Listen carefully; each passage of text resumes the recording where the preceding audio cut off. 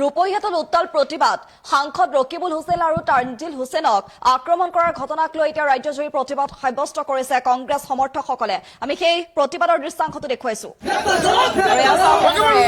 ৰকিবুল হুছেইন আৰু পুত্ৰ তানজিল হুছেইনক আক্ৰমণৰ ঘটনাক লৈ এনেদৰে ৰূপহীহাটত উত্তাল প্ৰতিবাদ সাব্যস্ত কৰিছে একাংশ সমৰ্থকে। বিধায়ক নুৰুল হুদা আৰু কংগ্ৰেছ কৰ্মী সমৰ্থকৰ এনেদৰে ৰূপহীহাট থানাৰ সন্মুখত উত্তাল প্ৰতিবাদ সাব্যস্ত কৰিছে। আক্ৰমণকাৰীক অতি সোনকালে গ্ৰেপ্তাৰ কৰাৰ দাবীৰে নিশাৰ ভাগত এনেদৰে বিধায়ক নুৰুল হুদা আৰু কংগ্ৰেছ কৰ্মী সমৰ্থকে ৰূপহীহাট থানাৰ সন্মুখত উত্তাল প্ৰতিবাদ সাব্যস্ত কৰে। যিহেতু কালিৰ দিনটো দেখা গৈছিলে এখন দলীয় সভাত অংশগ্ৰহণ কৰিবলৈ যোৱা সাংসদ ৰকিবুল হুছেইন আৰু পুত্ৰ তানজিল হুছেইনক হত্যাৰ চেষ্টা চলোৱা হৈছিল। উপৰ্যুপৰি আক্ৰমণ কৰিছিলে কলা কাপোৰ পিন্ধি অহা দুৰ্বৃত্তৰ দলে।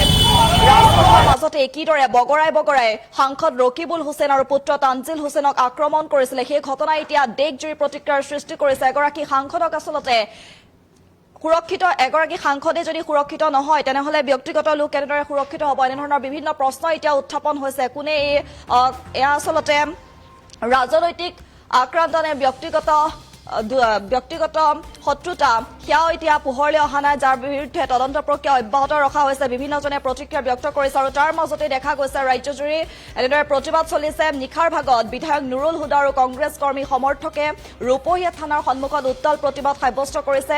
সাংসদ ৰকিবুল হুছেইন আৰু পুত্ৰ তানজিল হুছেইনৰ আক্ৰমণকাৰীক অতি সোনকালে গ্ৰেপ্তাৰ কৰাৰ দাবীৰে এনেদৰে প্ৰতিবাদ সাব্যস্ত কৰিছে আৰু অতি সোনকালে আক্ৰমণকাৰী গ্ৰেপ্তাৰৰ দাবী জনাইছে এইসকল কংগ্ৰেছ সমৰ্থকে।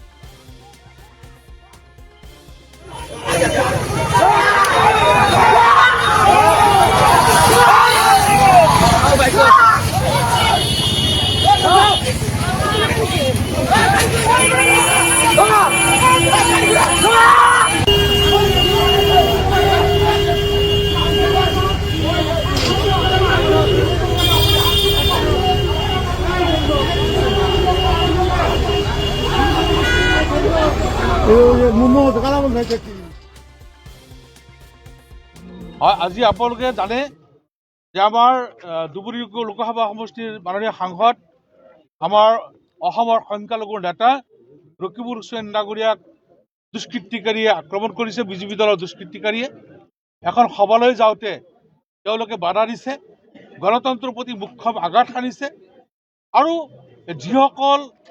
যিসকল লোকে ৰকিবুল হুছেইন ডাঙৰীয়াক বাধা দিছে, তেওঁৰ ওপৰত আক্ৰমণ কৰিছে, এইসকল ড্ৰাগছৰ ব্যৱসায়ী, মাৰ্ডাৰ কেছৰ আসামী আৰু ডকাইত। এই প্ৰশাসনে তেওঁলোকৰ কথা জানে আৰু এই লোকসকলে আক্ৰমণ কৰিছে। আনকি অকল ৰকিবুল হুছেইনকে নহয়, আৰক্ষীকো তেওঁলোকে আক্ৰমণ কৰিছে, আৰক্ষীক মাৰপিট কৰিছে, আৰক্ষীৰ বন্দুক কাঢ়ি নিয়াৰ কাৰণে তেওঁলোকে চেষ্টা কৰিছে। কোনে কাঢ়ি নিয়াৰ কাৰণে কৰিছে সেইটো তেওঁলোকে জানে। গতিকে আমি ইয়াত প্ৰতিবাদ সাব্যস্ত কৰিছো ৰূপহী থানাৰ সন্মুখত আৰু থানাত আৰক্ষী ডাঙৰীয়াই আমাক প্ৰতিশ্ৰুতি দিছে যিসকল দুষ্কৃতিকাৰীয়ে এই দুষ্কৃতি সংঘটিত কৰিলে তেওঁলোকক আজি ৰাতিৰ ভিতৰতে তেওঁলোকক গ্ৰেপ্তাৰ কৰি দৃষ্টান্তমূলক শাস্তি বিহিব বুলি আমাক কৈছে আৰু আমি তেওঁৰ কথা আশ্বস্ত হৈ আজি আমাৰ ধৰা কাৰ্যসূচী সমাপ্ত কৰিছো। আৰু আপোনালোকৰ চেনেলৰ জৰিয়তে আমি অসম চৰকাৰক আমি আহ্বান জনাইছো যে আপোনালোকে গণতন্ত্ৰ ৰক্ষা কৰক, ভাৰতৰ সংবিধান ৰক্ষা কৰক। এজন সাংসদৰ ওপৰত, আৰক্ষীৰ ওপৰত যদি আক্ৰমণ চলে আৰু তাত যদি বিচাৰ নহয় তেনেহ'লে সাধাৰণ মানুহৰ নিৰাপত্তা ক'ত পাব সেইটো এটা প্ৰশ্ন হৈ পৰিছে। গতিকে আশা কৰিছো যাতে এই দুষ্কৃতিকাৰীসকলক কাৰায়ত্ব কৰি দৃষ্টান্তমূলক শাস্তি হয়। আজি আপোনালোকে জানে যে আমাৰ ধুবুৰী লোকসভা সমষ্টিৰ মাননীয় সাংসদ যিকোনো খবৰৰ বাবে যোগাযোগ কৰক অসমৰ 7099017330 লগতে 709901